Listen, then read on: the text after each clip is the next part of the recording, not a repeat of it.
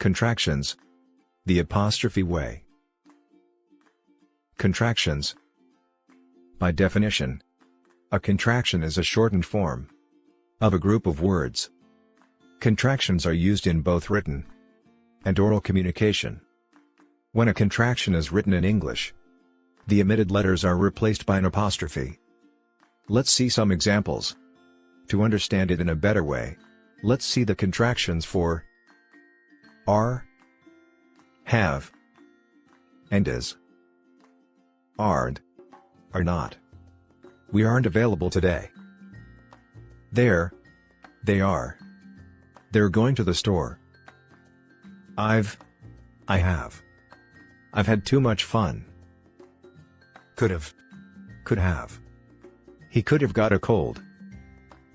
Would have. We would have worn a coat. Should have. She should have put on a hat. It is. It's a nice day.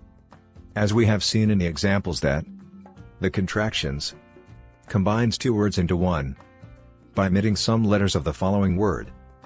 Let's see some more examples.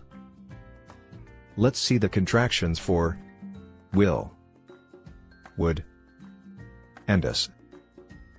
I will. I'll see you soon. That will. That'll be great. I would. I'd like a glass of water. There would. There'd be a little delay. Let us. Let's help our teacher. Now, let's see some example of negative contractions. Negative contractions for not. Can't. Cannot. I can't open the door. Aren't. Are not. Aren't you coming? Doesn't. Does not. He doesn't want to go. Wasn't. Was not. He wasn't kidding. Haven't. Have not. I haven't got a clue. By now, we know that in contractions, only the following word is contracted. Let's see an example in which the first word in contracted. You all. Have y'all been to the new car wash yet? Test time. You would have been late. You'd have been late. You would have been late.